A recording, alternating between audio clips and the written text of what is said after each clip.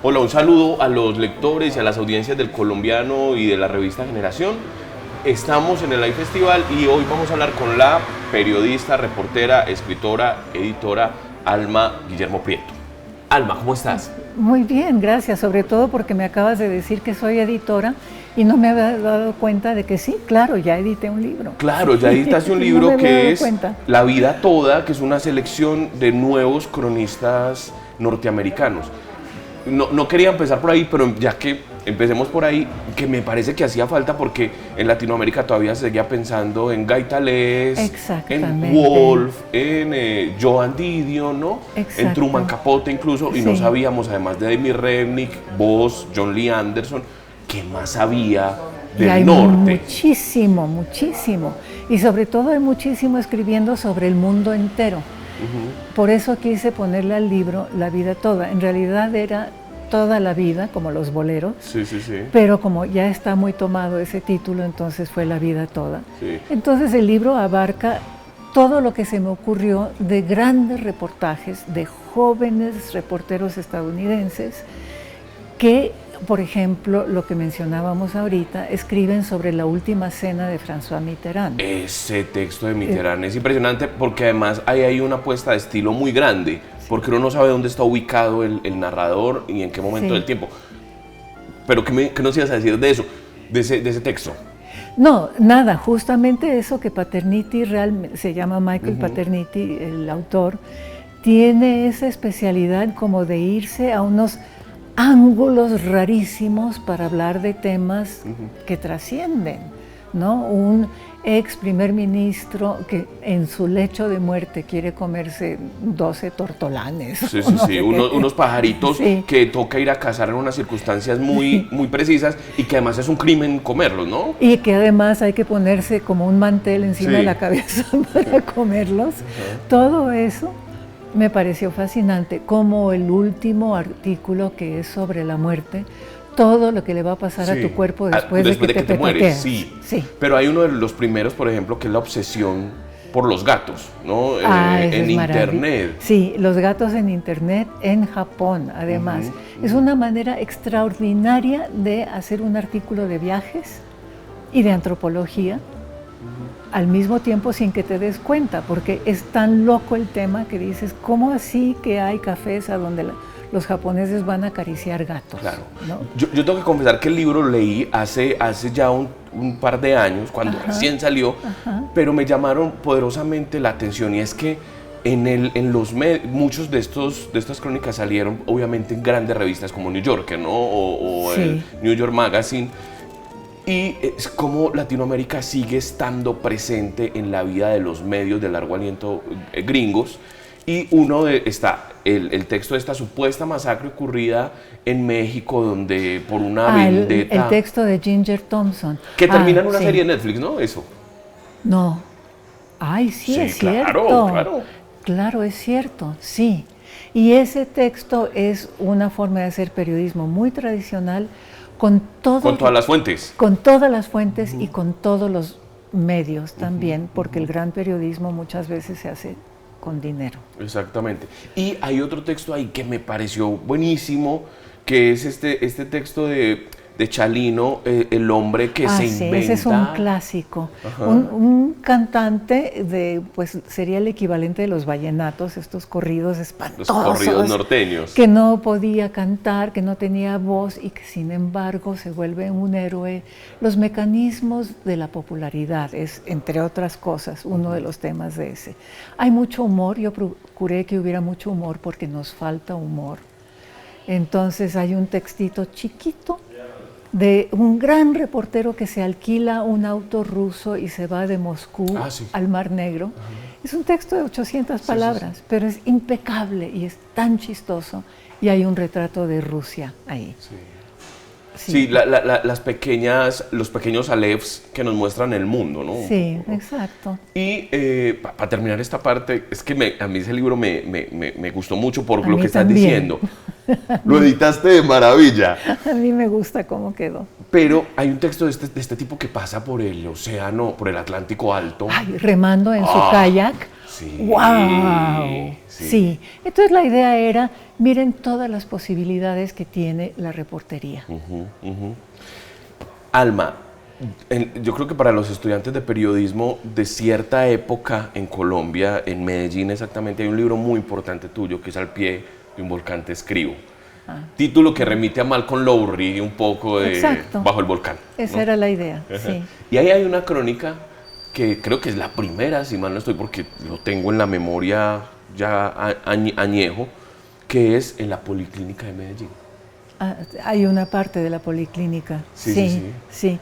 Tengo que decirte una cosa antes de hablar de ese momento, Sí. pero García Márquez me dijo, muy bonito el título, El título es precioso. pero siempre es conveniente que los títulos correspondan al tema del libro. Yo dije, bueno. Pero se entiende por qué estás diciendo Al pie de un volcán. Yo escribo. espero que sí. Sí, claro, esto es un polvorín. Esto es un polvorín, ¿no? sí. Pero lo que te quería preguntar es, ¿cómo fue esa relación tuya con Medellín? Porque yo recuerdo también que hay una crónica tuya en Segovia y en Remedios, en las minas. Sí. ¿Cómo fue esa relación? Y además que el periodismo que viene de Estados Unidos echa mucho de mano de los colegas latinoamericanos, claro, para poder entrar en terreno y en territorio. ¿Cómo fue eso como para chulear ese tema? Bueno, a ver, curiosamente aquí está Alonso Salazar, que yo no había visto en años y que gracias a él fue que yo pude hacer esos textos sobre Medellín y la comuna, porque entre él y Víctor Gaviria me llevaron de la mano. Alonso andaba con su mochilita caminándose todas esas comunas. Recién había publicado No nacimos pa' semilla. Creo que estaba publicándolo, no, ya lo había publicado. Ya lo había publicado. Acababa de publicarlo, sí. Entonces, claro, cuando uno tiene unos buenos Virgilios, unas buenas guías, pues eso nutre el trabajo infinitamente.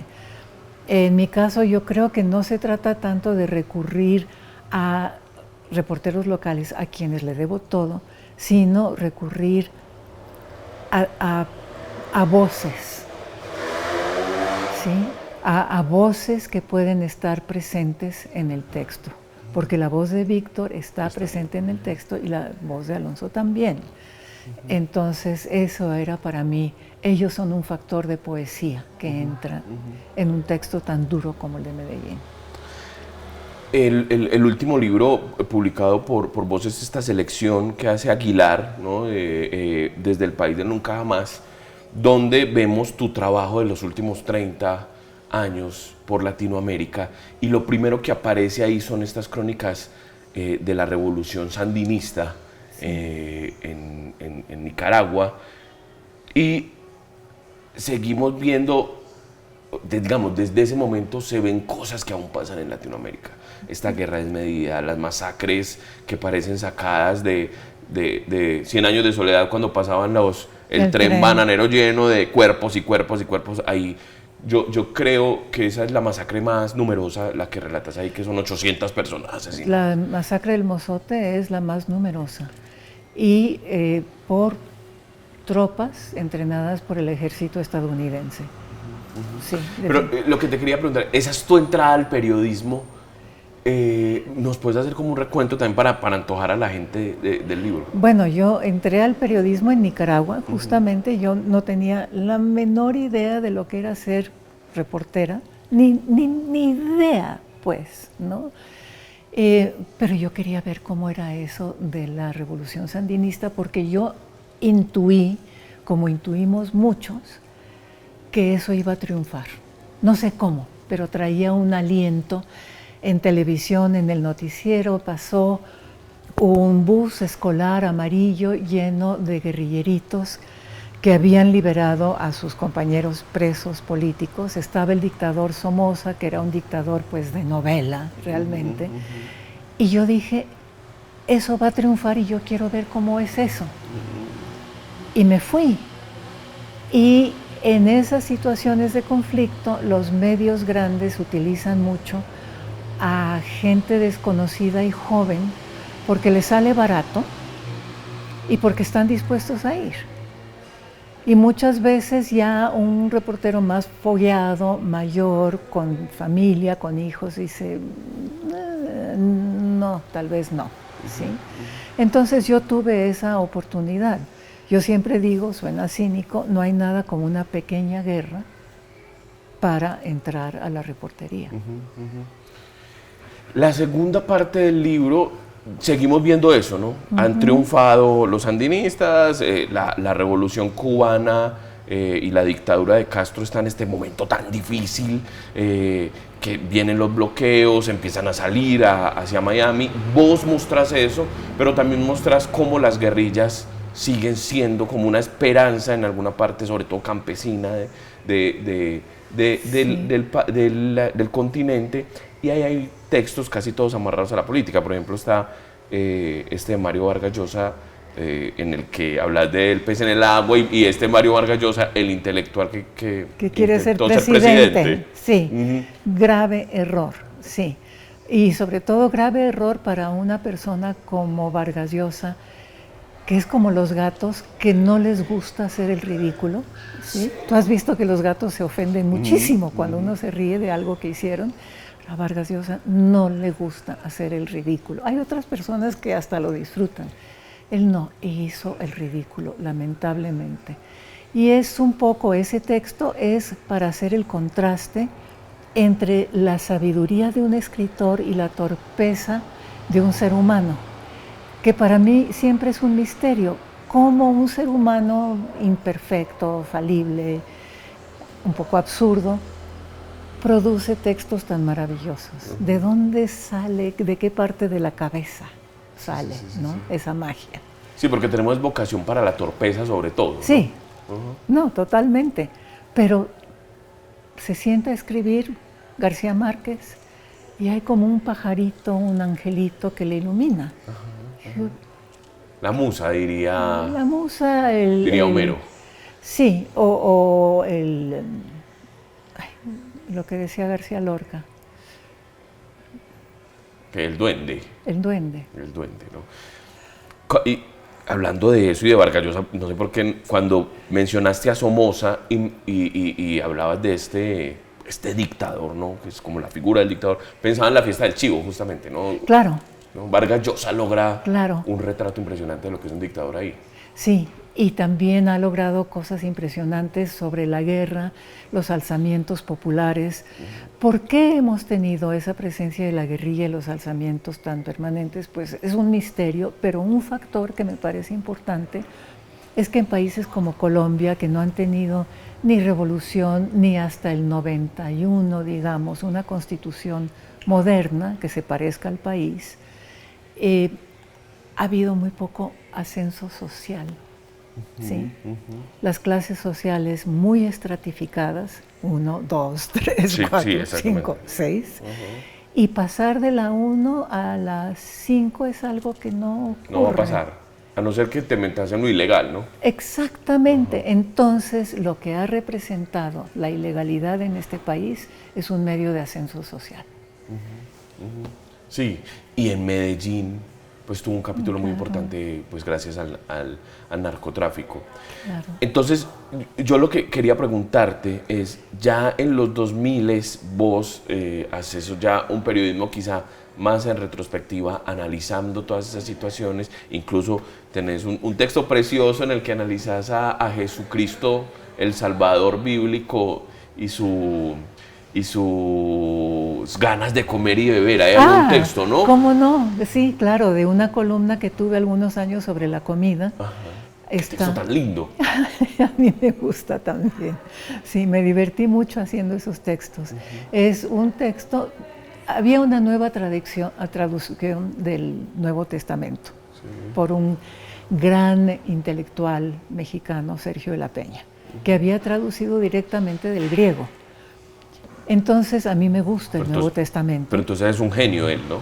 No, genio. Sergio de la Peña era un genio. Me gusta el Nuevo Testamento y dije, pues vamos a leer esta nueva traducción. Y me llamó muchísimo la atención la cantidad de veces en que Jesucristo habla de comida. Incluso llega a decir, comparándose con Juan Bautista, llegó aquel que ni comía ni bebía, sí, y este que come y bebe. sí, ¿no? sí. Pero lo que quería preguntarte, y qué pena que te interrumpí así, es ¿cómo cambió el periodismo para vos en estos últimos años? O sea, ya ¿qué ves de Latinoamérica? No, bueno, el periodismo en todo el mundo está amenazado, en muchos casos en proceso de extinción o ya muerto. La cantidad de medios que cierran todos los días es impresionante. Y se presentan dos frentes de lucha. Una, nuevos medios, nueva tecnología y redes sociales. Combatir a las redes sociales es un problema y muchos medios quisieron combatir a las redes sociales montándose a las redes sociales. Pero entonces tienen que competir en popularidad y no en veracidad. Y ese es un problema grave. Claro. Y por otro lado está el auge de la derecha y la represión y el asesinato a los reporteros. Entonces son dos frentes, uno que amenaza concretamente a los reporteros y otro que amenaza a la información y a la capacidad de dar información veraz. Después de mostrar un retrato de 30 años de Latinoamérica, donde había que hacer un análisis de Tengo, perdón, el año está por salir en inglés y el año próximo saldrá en español, una recopilación, una selección de los últimos años. Okay. Claro, de eso no conocemos acá y quería saber de qué se trata. De los últimos años. ¿De qué hay ahí? ¿Qué curiosidades? Bueno, una cosa que ha sucedido, obviamente, es que yo estoy en un momento de transición en mi vida. Ya no tengo la energía de antes, no tengo la fuerza física de antes. Y entonces lo que me corresponde hacer es aprovechar 40 años como reportera, 40 años de recorrer América Latina, 40 años de reflexionar y aprovechar eso para un género más de ensayo. Entonces, en la nueva colección, que es apenas una selección, hay mucho más ensayo y también hay más de las cosas que de alguna manera, no sé si me han interesado más, pero me han nutrido más. Hablo sobre cocina, hablo sobre arte, hablo sobre fotografía, música, que han sido intereses permanentes en mi vida y me estoy dando la oportunidad de hacer eso y esos textos vienen en el nuevo libro. Hay que decir que la tradición ensayística periodística de Estados Unidos es muy grande. Hay una que me gustaba mucho, murió hace un par de años, que publicaban en el New Yorker, en la New Yorker, que era Janet Malcolm. Ah, bueno. ¿No? ¿Quién es el Janet era extraordinaria. ¿La Además, conociste? Sí, y era muy curioso porque sus textos son muy severos, nuevamente esa dicotomía, ¿sí? Sí, está ese famoso, el periodista y el asesino, sí, ¿no? Que además yo nunca estuve de acuerdo con ella, discutimos, pero está esa severidad y ella en persona era de lo dulce. más querida, no sé si dulce exactamente, pero cariñosa, ¿sí? Cariñosa, un poco tímida, muy chévere mujer. Y experta en psicoanálisis, tenía este libro sobre el psicoanálisis. Pues todos somos reporteros, experta. por favor. Sí. Creo que ya en ese libro dice que su padre era psicoanalista. Entonces sabes más que yo. Sí. Y el otro, un libro que se publicó acá, que lo publicó Debate, creo que es 41 intentos fallidos, ¿no? que es un ensayo larguísimo. En fin, Alma, ya te van necesitando por ahí, vi que para la iFestival. Sí. Te quería preguntar, ¿por qué el apellido Guillermo Prieto es junto? Dicen en la familia, a mí no me consta, no he tenido la curiosidad de ir a ver, dicen que porque a la muerte de Guillermo Prieto el Senado en México decretó que todos sus descendientes en línea directa llevaríamos su nombre y su apellido como un solo apellido. Okay. ¿Que él era tu abuelo? Mi tatarabuelo. ¿Tu tatarabuelo? Sí, porque él fue ministro de Hacienda. Es famoso porque le salvó la vida a Juárez. Ese es lo que te enseñan en la escuela, es que llegaron los federales a asesinar a Juárez y él interpuso su cuerpo y habló y habló y habló y habló y terminó diciendo: los valientes no asesinan. Entonces el pequeño destacamento que iba a asesinarlo dijo: nos unimos a la causa. Y se unieron a la causa juarista de la Guerra de la Reforma. Fue el poeta más popular, escribió mucho sobre comida, le encantaba, era un hombre muy ocurrente, muy chistoso, muy querido en México. Entonces, eso. Ahí está. Bueno. Sí. Alma, muchísimas gracias por estar con nosotros en El Colombiano y en la revista Generación. Al contrario, yo encantada, y gracias por tomarte el tiempo de hablar conmigo. Muchísimas gracias a todas las audiencias. Recuerden seguirnos aquí en Instagram y en YouTube y en las redes sociales del Colombiano.